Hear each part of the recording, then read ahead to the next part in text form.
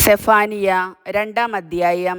അനുതപിക്കുക, ലജ്ജയില്ലാത്ത ജനതയെ, പറന്നുപോകുന്ന പതിരുപോലെ നിങ്ങളെ ഓടിച്ചു കളയുന്നതിന് മുൻപ്, കർത്താവിൻ്റെ ഉഗ്രകോപം നിങ്ങളുടെ മേൽ പതിക്കുന്നതിന് മുൻപ്, കർത്താവിൻ്റെ ക്രോധത്തിൻ്റെ ദിനം നിങ്ങളുടെ മേൽ വരുന്നതിന് മുൻപ് ഒരുമിച്ച് കൂടുവിൻ. അവിടുത്തെ കൽപ്പനകൾ അനുസരിക്കുന്ന ദേശത്തുള്ള വിനീതരെ, കർത്താവിനെ അന്വേഷിക്കുവിൻ. നീതിയും വിനയവും അന്വേഷിക്കുവിൻ. കർത്താവിൻ്റെ ക്രോധത്തിൻ്റെ ദിനത്തിൽ ഒരു പക്ഷേ നിങ്ങളെ അവിടുന്ന് മറച്ചേക്കാം. ജനതകൾക്ക് നാശം. Gaza നിർജ്ജനമാകും, Ashkelon ശൂന്യമാകും. അഷ്ദോദിലെ ജനങ്ങൾ മധ്യാഹ്നത്തിൽ തുരത്തപ്പെടും, എക്രോൺ പിഴുതെറിയപ്പെടും. കടൽ തീരവാസികളെ, ക്രേത്യജനമേ, നിങ്ങൾക്ക് ദുരിതം. കർത്താവിൻ്റെ വചനം നിങ്ങൾക്കെതിരാണ്. ഫിലിസ്ത്യദേശമായ കാനാൻ ഒരുവൻ പോലും അവശേഷിക്കാത്ത വിധം നിന്നെ ഞാൻ നശിപ്പിക്കും. കടൽ തീരമേ, നീ ഇടയന്മാരുടെ കുടിലുകൾക്കും ആട്ടിൻകൂട്ടങ്ങളുടെ ആലകൾക്കും ഉള്ള ഇടമായി തീരും. കടൽ തീരം യൂദാഗോത്രത്തിൽ അവശേഷിക്കുന്നവരുടെ കൈവശമാകും. അവിടെ അവർ ആടുമാടുകളെ മേയ്ക്കും. അഷ്കലോണിൻ്റെ ഭവനങ്ങളിൽ അവർ വൈകുന്നേരം ഉറങ്ങും. എന്തെന്നാൽ അവരുടെ ദൈവമായ കർത്താവ് അവരെ സ്മരിക്കുകയും അവരുടെ സുസ്ഥിതി പുനഃസ്ഥാപിക്കുകയും ചെയ്യും.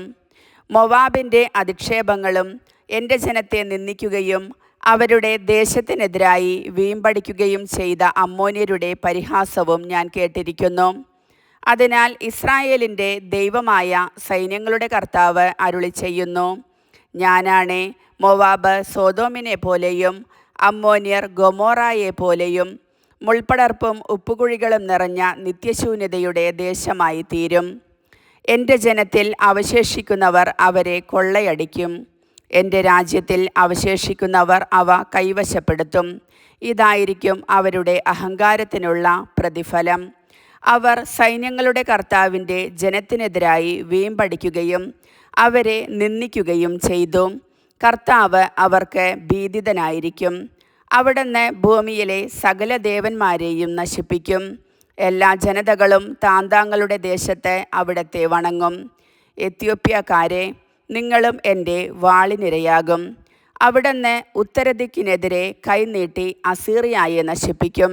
അവിടുന്ന് നിനവയെ ശൂന്യവും മരുഭൂമി പോലെ വരണ്ടതും ആക്കും. അതിൻ്റെ മധ്യത്തിൽ ആട്ടിൻപറ്റങ്ങൾ മേയും. വന്യമൃഗങ്ങളും കഴുകനും മുള്ളൻ പന്നിയും തകർന്ന തൂണുകളുടെ ഇടയിൽ പാർക്കും. കിളിവാതിൽക്കലിരുന്ന് മൂങ്ങ മൂളും, വാതിൽപ്പടിയിലിരുന്ന് മലങ്കാക്ക കരയും. അവളുടെ ദേവദാരു ശില്പങ്ങൾ ശൂന്യമായി കിടക്കും. ഞാൻ മാത്രമേയുള്ളൂ, മറ്റാരുമില്ല എന്നു പറഞ്ഞ് സുരക്ഷിതമായി നിലകൊണ്ട് വിലസിയ നഗരം ഇതുതന്നെ. ഇത് എത്ര ശൂന്യമായി, വന്യമൃഗങ്ങളുടെ സങ്കേതമായി. അതിനരികിലൂടെ കടന്നു പോകുന്നവർ ചൂളമടിച്ച് പരിഹസിക്കുകയും കൈവീശുകയും ചെയ്യും. കർത്താവിൻ്റെ വചനം.